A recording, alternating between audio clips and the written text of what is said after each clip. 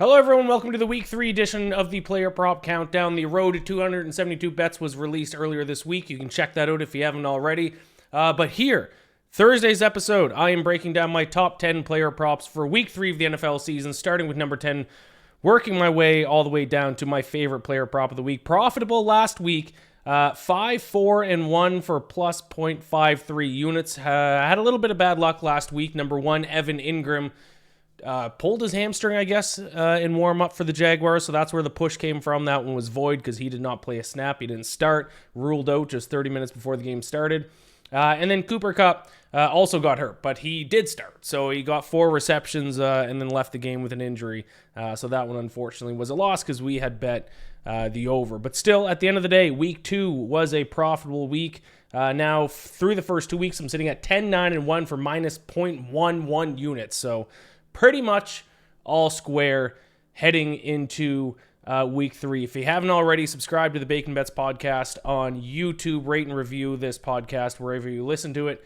Like I said, the road to 272 bets was out earlier this week. That will be released every Tuesday morning. The Player Prop Countdown comes out every Thursday morning as a little sweet treat, a little snack to lead you into this weekend's NFL action. I don't think I have any player props for Thursday Night Football this week. No, I do not. So all of these games, all these picks will be for Sunday's games, and then I got 2 for the Monday doubleheader this week. So we don't waste time here in the Player Prop Countdown. We're gonna get right into it. Starting from my 10th favorite player prop that I have bet all the way down to my number 1 player prop that I've bet. Number 10. I'm going to go Lamar Jackson over 53.5 rushing yards. The Baltimore Ravens are taking on the Dallas Cowboys. I'll let you know in advance. There is one game this weekend that I have multiple props for. It is the Ravens and the Cowboys. I actually have 3 different bets in that game, starting with my least favorite of the 3, my least favorite of the player props that I've played this week. Lamar Jackson over 53.5 rush yards.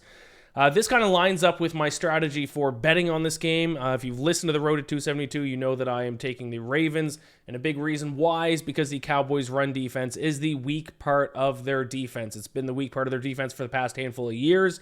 Through the first 2 weeks this year in 2024, they're 23rd in opponent yards per carry, giving up 4.9 yards per rush. So it continues to be a weak part of the Cowboys defense. And it looks like the only players the Ravens have run the ball with through the first 2 weeks is Derrick Henry and Lamar Jackson. Lamar only ran the ball 5 times against the Raiders, but he got 45 yards on those 5 carries, 16 times for 122 yards against the Chiefs. So we don't quite need that week 1 performance, although that'd be nice.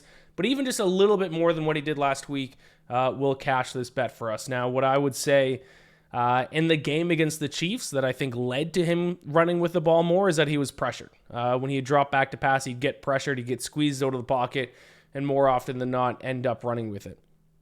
Going up against the Cowboys' pass rush, which is the strength of their defense, I think we could see him pressured a little bit more than he was last week against the Raiders, which would lead to him scrambling out of the pocket, potentially taking it past the line of scrimmage and racking up those rush yards. So, number 10 player prop for Week 3, Lamar Jackson over 53.5 rush yards, minus 111.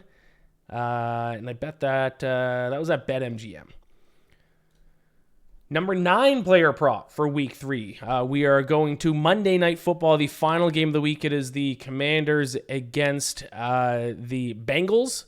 And you know I'm already betting on the Commanders. I'm also going to bet on their top receiver. Let's go scary Terry McLaurin over 48.5 receiving yards. A lot of talk about how kind of Terry McLaurin, a lot of people are, upset with Cliff Kingsbury, the Commanders' offensive coordinator, for lining him up on the left side of the field, despite him clearly being their top receiver. That might make you think that he's been unproductive so far this season, and why, yes, he does only have 39 receiving yards so far. He is first on the team in targets with 12, also leading the team in receptions still with 8. So a lot of those have been shorter receptions. I think it's only going to be a matter of time until he pops off for a big game. We see the targets are there. We see the receptions are there. With the Commanders being as big of an underdog as they are over a touchdown, that will likely lead to them being behind, unless, of course, we see more upsets this week. And if they play from behind, the Commanders are going to have to throw the ball. They're going to have to throw the ball. Garbage time receiving yards are huge when we're betting on overs. And I still don't believe in the Bengals secondary. It was the secondary that gave up the most yards per pass attempt last season. It's a secondary that I don't really think improved a ton in the offseason. It is a secondary that, despite not really being, taken advantage of through the first 2 weeks, I think they are susceptible to giving up some big chunks of yardage, some big games to opposing receivers. So I'm going to kind of stick to my preseason belief about that, and I think it's time for Terry McLaurin to have a big game. So I'm going to take McLaurin on Monday Night Football over 48.5 receiving yards, minus 114. I will mention I don't think I have any repeats. Last week I had a couple of repeat plays, and I think they both hit. Last week I took the under for the second week in a row on Caleb Williams' passing yards total. That cashed. I don't really know how I feel about that against the Colts this week, though. And was it? Oh, James Conner was a repeat. That cashed last week, and Aaron Rodgers under his passing yards total cashed last week. So no repeats this week, but based on how the repeats did last week, maybe I should have tossed them in there. I'm going to go with the next one up. Packers quarterback Malik Willis on the road in Tennessee against the Titans. Under 149.5 passing yards, minus 114. You've heard me talk about the Titans. I was convinced coming into the season that the Titans defense, based on their offseason acquisitions, Chidobe Awuzie, Harold Landry's been having a beast of a year. I know he's not an offseason acquisition, but he's been having a beast of a year. L'Jarius Sneed from the Chiefs. The Titans have completely boosted their defense, and now all of a sudden, 2 weeks into the season, even though they're 0-2, their defense has played extremely well. In fact, the Titans, second in the NFL right now in opponent yards per pass attempt, giving up just 3.9 yards per throw. Last week, the Packers against the Colts ran the ball, I think, 53 times. Only made Malik Willis throw the ball 14 times. Actually, if you look at it as a percentage, the Packers only threw the ball on 20.9% of their plays last week. So Malik Willis did throw for 122 yards, but for him to get to 122 yards, he had to complete 12 of 14 passes. And considering the Titans have only allowed opposing quarterbacks to complete 54.24% of passes against them, I don't think Malik Willis is going to go 12 of 14 again. So he's going to have to throw the ball a lot more. Not to mention, he went 12 of 14 last week, still only got 122 yards, which is almost 30 yards less than his set total for this week. So he's probably going to throw the ball a little bit more. Don't know if that necessarily means he's going to complete as many passes. He was 12 for 14 last week. I wouldn't be surprised if he's like 12 for 22 this week. More attempts, same amount of completions, probably same amount of yardage. I believe in the Titans defense, and I will continue to bet on them until I'm proven otherwise. Malik Willis under 149.5 passing yards, minus 114. I have an anytime touchdown bet for this week. Last week is Xavier Legette for the Panthers. Hopefully that will go down as the worst player prop that I bet on this season. I don't think he even had a reception, and for him to even have a reception, I needed Bryce Young to throw some completions. He didn't throw many, and now Bryce Young is benched. That was a 7-1 pick, though. I do have a 5-1 pick. We're going back to the Cowboys and Ravens game. And I bet on this player to go over his rushing yards total, and it didn't hit in week 1. So in a way, this is kind of a repeat bet. But I'm going to go Justice Hill anytime touchdown at 5-1. Now, I know I just said a few picks ago when I was talking about Lamar Jackson over rush yards that really the Ravens have largely only run the ball with Derrick Henry and Lamar. Justice Hill has gotten a few carries a game, but not many. But I have seen something specific that leads me to think it's only a matter of time for Justice Hill to get in the end zone. And that's the fact he's actually playing a higher percentage of offensive snaps than Derrick Henry is. Despite Derrick Henry, getting the workload on the ground, Justice Hill is, through the first 2 games, been playing 54% of snaps. Derrick Henry has been playing 46% of snaps. So Justice Hill actually playing 8% more snaps than Derrick Henry. He's obviously been very active in the passing game for the Ravens, and I do think he will get some more carries as time goes on. So at 5-1 for a running back who's playing over half the offensive snaps, I think there's some value there. Most sports books, it's at around plus 420, plus 450. If you want to get it at 5-1, that was at Caesars specifically. A little bit better value there if you're going to shop around. But I do like Justice Hill as my I'm going to kind of aim for a weekly player prop to be a little bit of a dark horse anytime touchdown bet. Listen, you don't need me to tell you to bet on the obvious guys to score. You don't need me to come on here and say, take Saquon Barkley to score. Like, those are going to be the obvious ones. Maybe each week I'll try to aim for a little bit more of a dark horse touchdown score. And at 5-1, I think Justice Hill is a pretty good look against the Dallas Cowboys, who, by the way, struggle against the run. So if Justice Hill does get a few carries, wouldn't be surprised if he pops one off. We're going to stick in this game. For my final of 3 player props in the Cowboys and Ravens game, we're going to go bet on against a Cowboys player, I guess, Ezekiel Elliott. Hilarious that he's back in Dallas. Still, I find it funny. But I'm going to go under 33.5 rush yards for Zeke.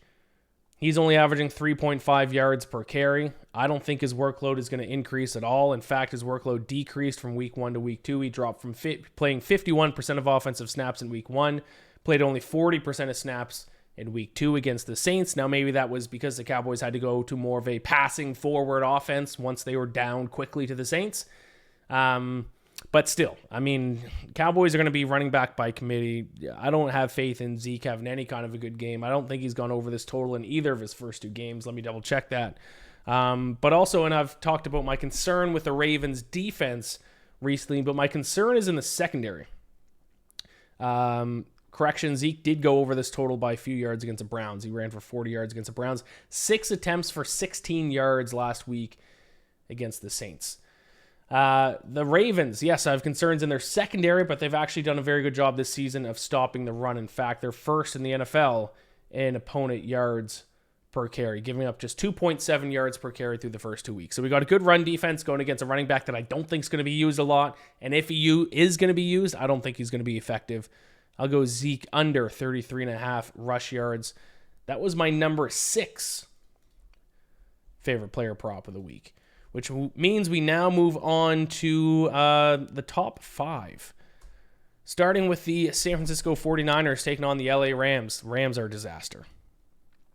Deebo Samuel's out for the 49ers. The Rams are a disaster from an injury standpoint. They're also a disaster in the secondary overall.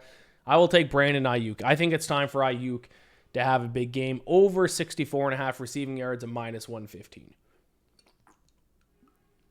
He played 60% of snaps in week 1, 87% of snaps last week, so he's back to basically a full workload.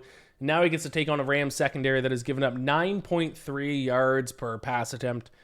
That is a full yard worse than the next worst secondary. The Rams can't do anything on defense. They might have the worst defense in the NFL this season. So I think Aiyuk's going to have a big game with Deebo out. I think Brock Purdy's going to have a big game. I'll talk about him later when I get to my DFS picks.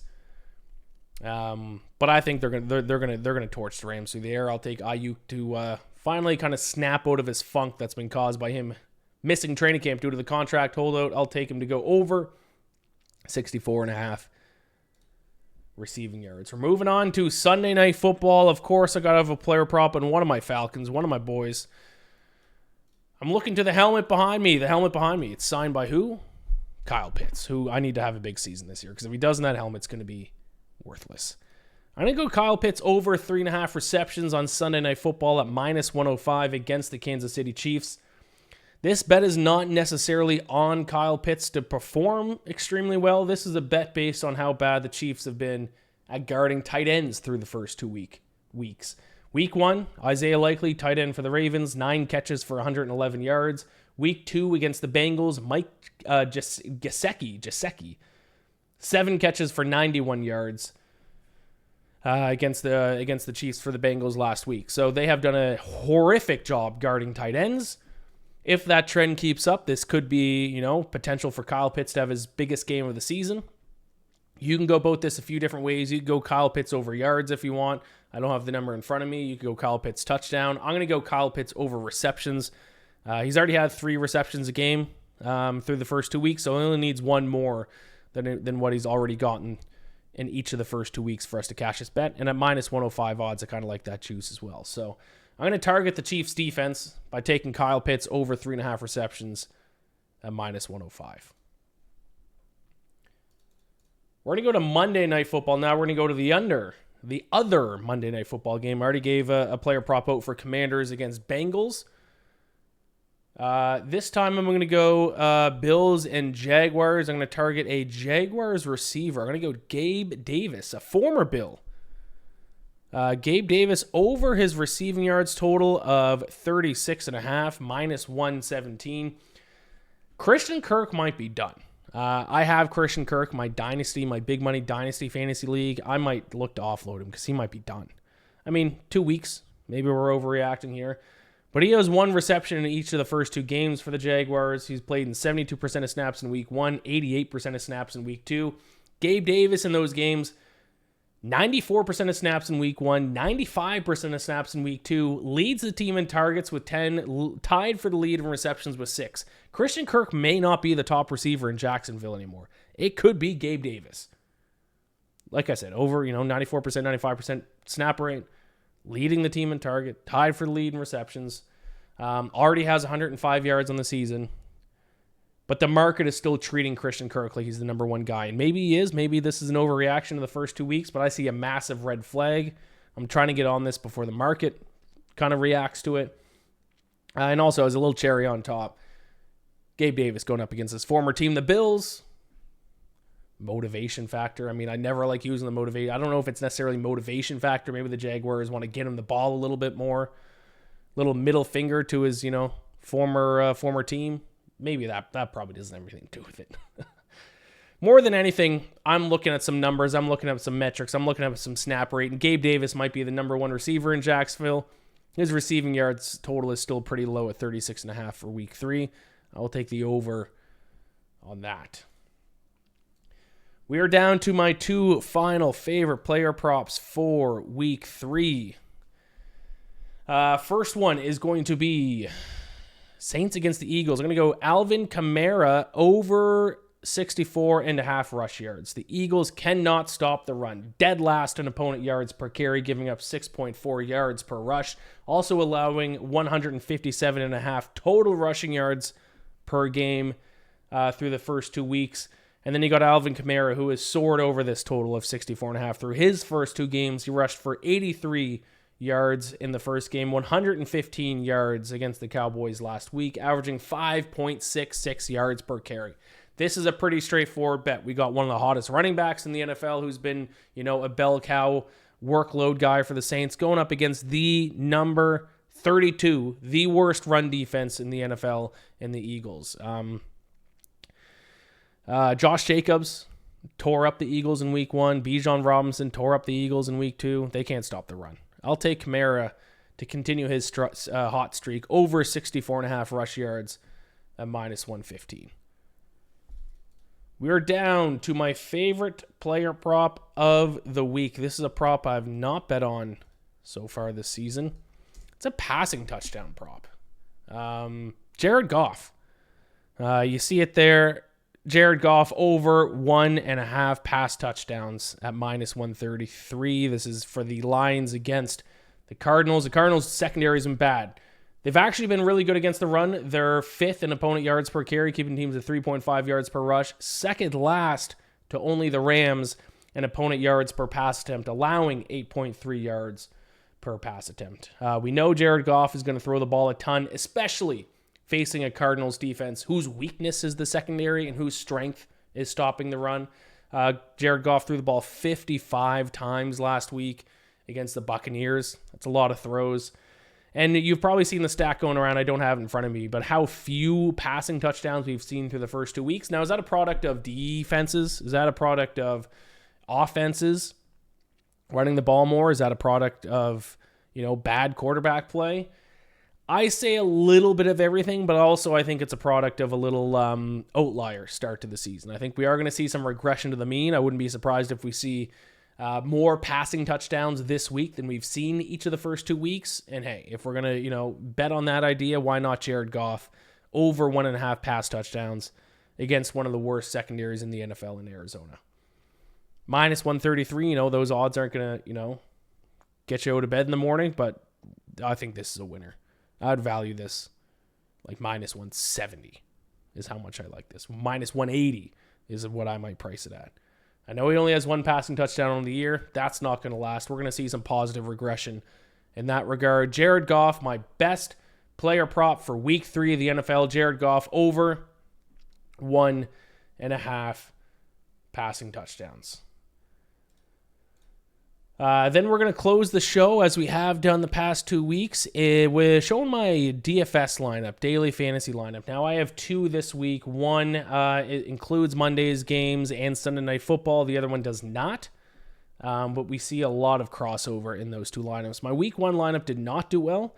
My week 2 lineup did well. I don't know if any of you have been tailing my lineups exactly. My week 2 lineup won the pool that I'm in with my weekly pool that I'm in with friends back home, and it finished in the money in a different pool. I didn't win a ton, but I finished in the money, which all you can really hope for in DFS. So let me see if this is gonna. Here we go. So if you can see this on YouTube, if you're watching this on YouTube, and if you are, subscribe, please. The one on the left is the one that does not include Sunday Night Football and Monday Night Football games. The one on the right does. So the one on the left is just Sunday early afternoon and late afternoon. But you see I'm going Brock Purdy in both lineups. There's some crossover. Number 1, I'm going with the same quarterback in both, Brock Purdy, $6,000. Fairly cheap option to go with the quarterback, the guy who I believe off the top of my head is leading the NFL in pass yards right now, going up against the worst pass defense in the NFL.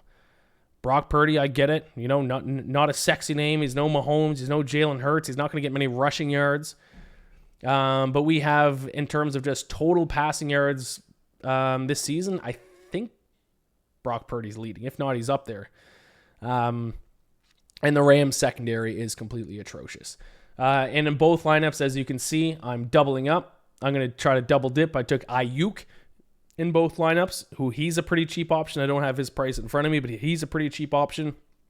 If you're going to go Brock Purdy, you may as well go Aiyuk, because with Debo out, obviously there's Kittle. Christian McCaffrey's not in. He's not going to be catching any balls. If Brock Purdy has a big game, you know, there's a pretty decent chance Aiyuk's going to be on the receiving end of a lot of those completions.